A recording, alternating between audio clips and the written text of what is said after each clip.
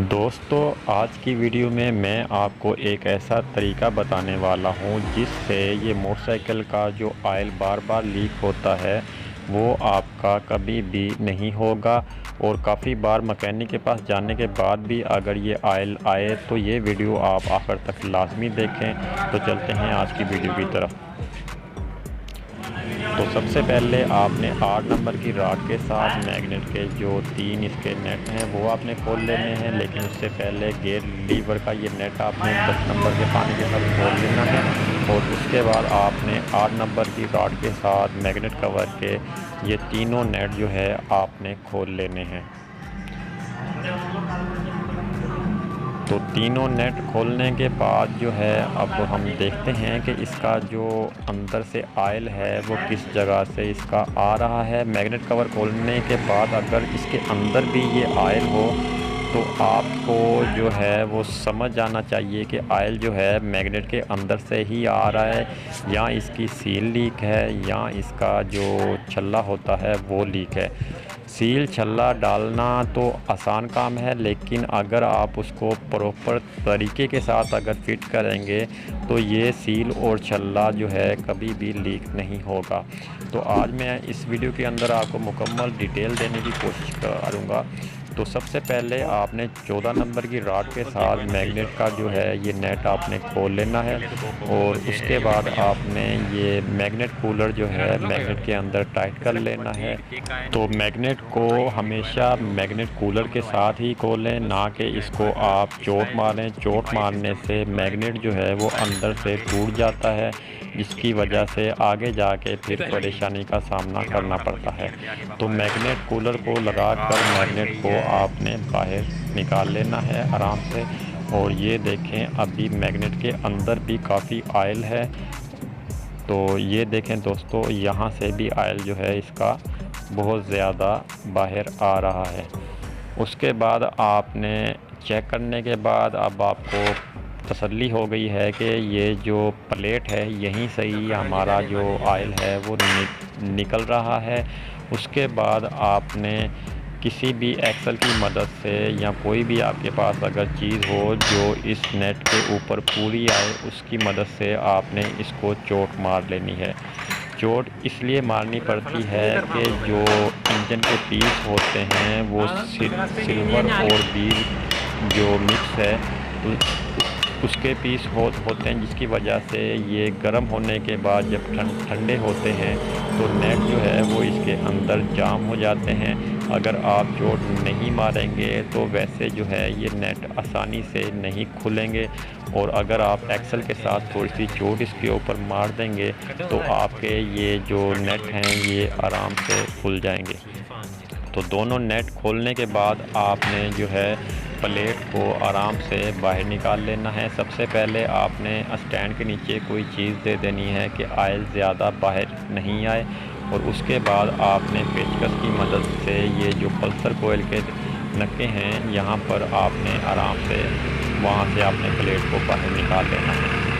अब ये प्लेट हमारे सामने बाहर आ चुकी है। अब ये देखें कि इसकी सील जो है काफ़ी ज़्यादा कड़क हो चुकी है, और जिसकी वजह से ये सील जो है कड़क जब हो जाती है तो यहाँ से ऑयल निकालना शुरू कर देती है। और उसके बाद ये सील निकालने के बाद आपने इस छल्ले को भी पेचकस की मदद से या किसी भी चीज़ की मदद से आपने ये दोनों चीज़ें इसकी बाहर निकाल लेनी है।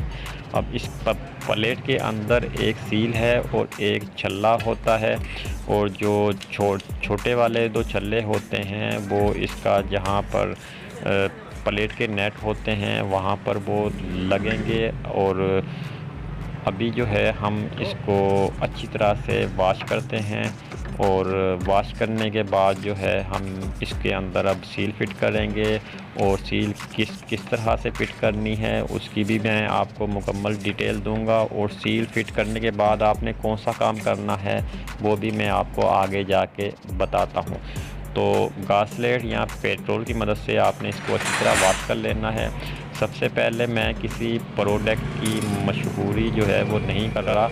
आपने जो सील है वो कोशिश करनी है कि अच्छे वाली सील डालें, जापानी सील डालें जो जल्दी कड़क ना हो। तो ये वाली जो सील हम इसके अंदर फिट कर रहे हैं ये प्योर बिल्कुल जो है वो जापानी सील है। अगर नोक की या ARS की भी सील हो तो वो भी जो है सील अच्छे वाली है, बशर्त ये है कि वो एक नंबर वाली हो, उसके अंदर भी जो है लोकल क्वालिटियाँ बहुत ज़्यादा हैं। अब हमने दोनों सीलें जो है इस प्लेट के अंदर फिट कर दी हैं। उसके बाद जो मेन आपने काम करना है वो ये वाला है कि आपने RTV ट्यूब जो है ग्रे कलर की वो आपने एक ले लेनी है, और ये जो जहाँ पर छल्ला है उस छल्ले वाली जगह पे आपने ये RTV ट्यूब जो है अच्छी तरह से कर देनी है। इस ट्यूब का फ़ायदा ये है कि अगर आपके पास ओल्ड मॉडल अगर बाइक है तो प्लेट जो है उसका फेस जो है बार बार खुल के आउट हो जाता है। अगर प्लेट का थोड़ा बहुत अगर फेस आउट होगा तो ये RTV ट्यूब जो है उस फेस को कवर कर लेगी, और उसके बाद जो है यहाँ से आयल जो है निकलना नामुमकिन हो जाएगा। तो RTV अच्छी तरह से इसके ऊपर करने के बाद जो है अभी आपने इसको फिट किस तरह से करना है, आपने प्लेट को अंदर करके आहिस्ता आहिस्ता इसको गोल घुमाना है आगे पीछे करके, ताकि वो सील की कॉलर जो है वो डैमेज ना हो और सील जो है सही तरह से वेट के अंदर तक चली जाए।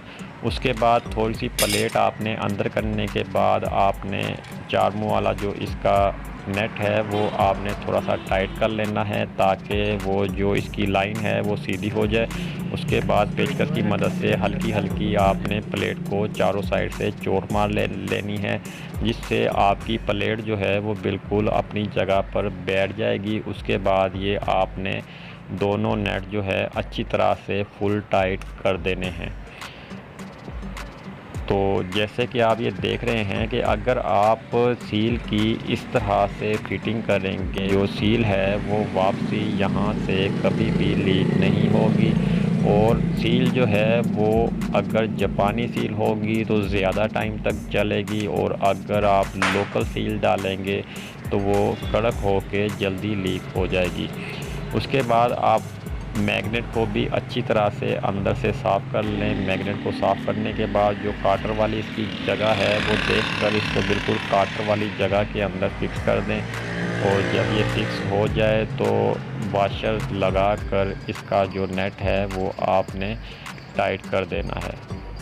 जैसे कि आप ये देख रहे हैं कि हमने अब जो है मैग्नेट का नेट जो है वो हम अभी टाइट कर रहे हैं। और टाइट करने के बाद एक चीज़ और है जो मैं आपको अभी बताता हूँ। नेट टाइट करने के बाद जो है इसको बाइक को आपने कवर फिट नहीं करना, और सब फिट करने के बाद आपने बाइक को थोड़ी देर के लिए स्टार्ट कर लेना है, ताकि पता चल जाए कि आयल जो है वो बाहर आ रहा है या नहीं। तो 5 मिनट जो है वो स्टार्ट करना बहुत है।